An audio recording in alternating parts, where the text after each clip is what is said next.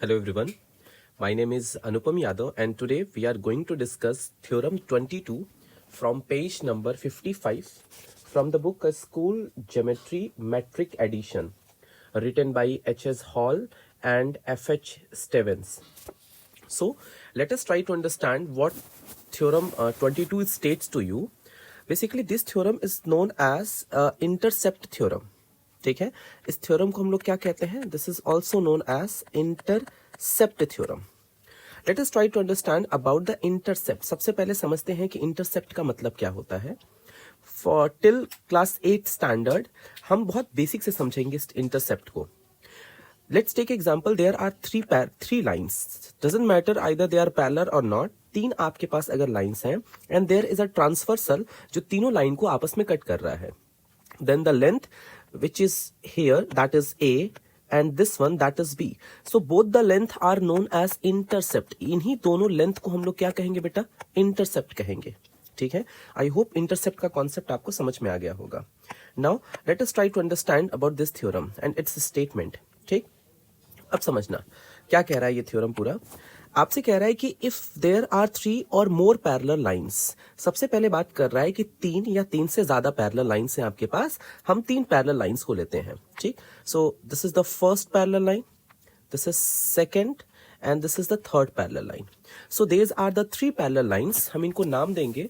Suppose the first parallel line is AB, the second one is CD and the third one is what बेटा? This is known as E and F. आगे क्या कह रहा है? And the intercept made by them on any transversal. कह रहा है कि अगर एक ट्रांसवर्सल जो है जो इंटरसेप्ट बनाएगा. ठीक है, चलिए एक ट्रांसवर्सल हम ड्रॉ करेंगे. So this is the first transversal. We will named as जहां जहां इंटरसेक्ट कर रहा है. इंटरसेक्ट का मतलब होता है कट करना. ठीक है, सो यहां पे हम लोग नाम देंगे दिस इज P, ये हो जाएगा Q and this is R. ठीक, यहां तक लाइन कंप्लीट हो गई है. Are equal. अगर वो इक्वल है, इंटरसेप्ट इक्वल है, इट मींस क्या कहेगा ये? इंटरसेप्ट इक्वल होने का मतलब है कि सर ये जो PQ की लेंथ आपके पास होगी it should be equal to what बेटा? QR. ये गिवन है आपको. देन तब आपसे क्या कह रहा है? The corresponding intercept on any other transversal are also equal. मतलब कि दूसरा अगर जो भी ट्रांसवर्सल आपका इंटरसेप्ट बनाएगा वो भी आपस में इक्वल होगा. तो दिस इज अनदर ट्रांसवर्सल. इसको हम लोग नाम देंगे X, this is known as Y and this is known as what बेटा? Z. ठीक है, तो हमें गिवन क्या है? Let us try to understand about this theorem. सबसे पहले हम लोग गिवन की बात करेंगे. So if you will talk about given, अगर आप गिवन की बात करेंगे तो आप कहेंगे कि सर गिवन में मुझे क्या गिवन है? तो आप कहेंगे कि सर सबसे पहली चीज थी कि तीनों लाइंस आपस में पैरेलल थी. इट मींस AB आपका किसके पैरेलल था बेटा? CD के. एंड ये CD आपका किसके पैरेलल था? तो आप कहेंगे EF के. तीनों लाइन आपस में पैरेलल थी. पैरेलल लाइंस को इंडिकेट करेंगे, ये एरोज इंडिकेट करेंगे कि ये तीनों लाइन आपस में क्या है? पैरेलल है. ठीक है, now what we need to. इसके अलावा और क्या गिवन था आपको? आपको ये भी गिवन था कि ये जो आपके पास PQ है, ये जो आपके पास PQ है, this PQ, just wait a minute, ये जो आपके पास PQ है, दिस PQ लेंथ, ये किसके इक्वल है आपके पास? That is QR. आपसे कहा गया था कि जो पहला ट्रांसवर्सल होगा जो इंटरसेप्ट बनाएगा वो आपस में इक्वल है. ये दो चीजें गिवन थी और ये सबसे इंपॉर्टेंट पॉइंट था जिस पे आपको ध्यान रखना है. Now what we need to prove. अगर राइट टू प्रूफ की आप बात करेंगे तो आपको प्रूफ क्या करना है कि ये जो XY आपके पास होगा वो किसके इक्वल होगा? दैट इज YZ के इक्वल होगा. ये चीज आपको क्या करनी थी? प्रूफ करनी थी. ठीक, नाउ सबसे पहले हम करेंगे कंस्ट्रक्शन. ठीक, कंस्ट्रक्शन में व्हाट वी विल डू, सबसे पहले हम क्या करेंगे बच्चा? कंस्ट्रक्शन करेंगे. कंस्ट्रक्शन में हम करेंगे क्या कि हम एक पैरेलल लाइन ड्रॉ करेंगे. एक लाइन ड्रॉ करेंगे फ्रॉम द पॉइंट X. हम X से एक ऐसी लाइन ड्रॉ करेंगे which is parallel to PQ और इसको हम लोग नाम देंगे क्या? XM.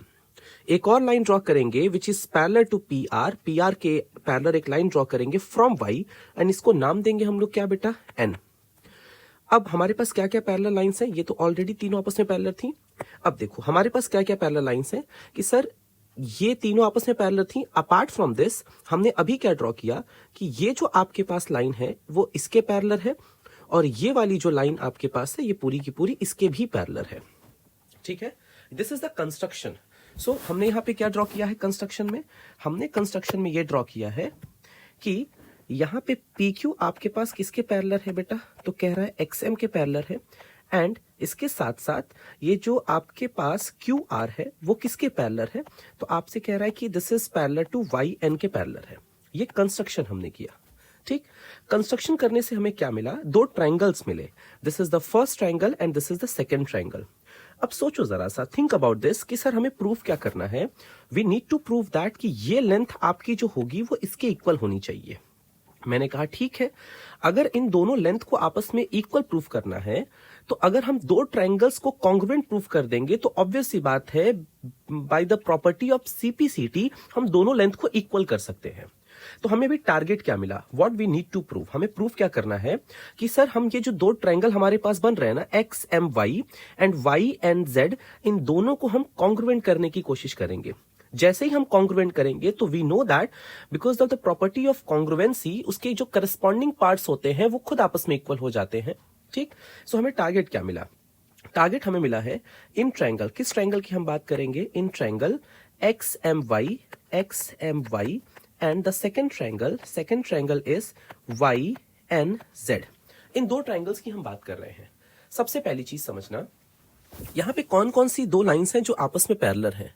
ठीक, तो आप कहेंगे लुक एट हियर, आप कहेंगे कि सर दिस लाइन, ये जो आपके पास CD लाइन है इसको हम कह रहे हैं CD, ये किसके पैरेलल है बेटा? तो आप कह रहे हैं कि ये आपके पास EF के पैरेलल है।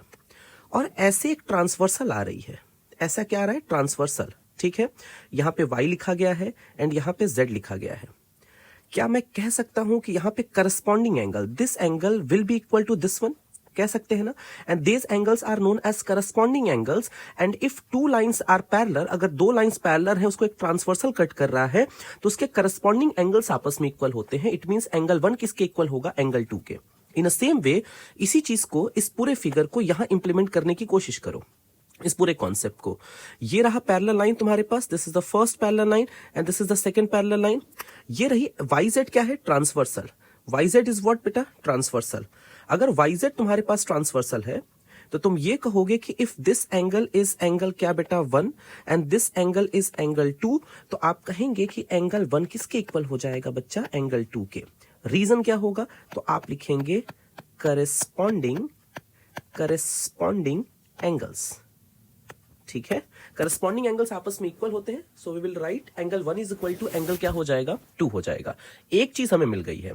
ठीक है, कॉन्ग्रुएंट प्रूफ करने के लिए आपको 3 चीजें चाहिए होती हैं। क्राइटेरियाज कौन कौन से होते हैं जहां से आप कॉन्ग्रुएंसी प्रूफ कर सकते हैं? इसको मैं इरेज कर दे रहा हूं, क्राइटेरियाज डिस्कस कर लेते हैं। सबसे पहला होता है SSS, मतलब किसी भी दो ट्रायंगल के अगर 3 करस्पॉन्डिंग साइड्स आपस में इक्वल हैं तो we can say that the triangles will be congruent. फिर आता है SAS, किसी दो ट्रायंगल के अगर 2 करस्पॉन्डिंग साइड्स इक्वल हैं और उससे बनने वाला एंगल आपस में इक्वल हो जाएगा तो हम कह सकते हैं कि the triangles will be congruent.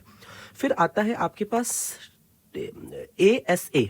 ठीक है, इट मींस दो करस्पॉन्डिंग एंगल्स एंड जिस पे वो एंगल बन रहा है वो साइड्स भी अगर आपस में इक्वल हो जाएगा तो we can say that the triangles will be congruent.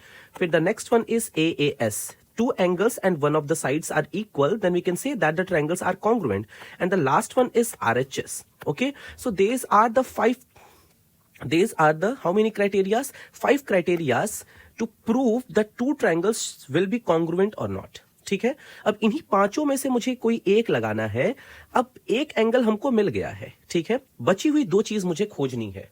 अब ध्यान से समझना, ठीक है, ये कॉन्ग्रुएंसी का पार्ट अगर क्लियर हो गया हो तो इसको इरेज कर देते हैं, बगल में हम लोग कॉन्सेप्ट डिस्कस करते जाएंगे। ठीक, तो हमें दोनों ट्रायंगल में एक एक एंगल्स आपस में इक्वल मिल गए हैं। नाउ लुक एट दिस, अगर मैं कहता हूं कि दिस लाइन, ठीक है, if I will say that कि लेट्स टेक एग्जांपल कि कोई एक तुम्हारे पास लाइन है, ठीक है, लिख ले,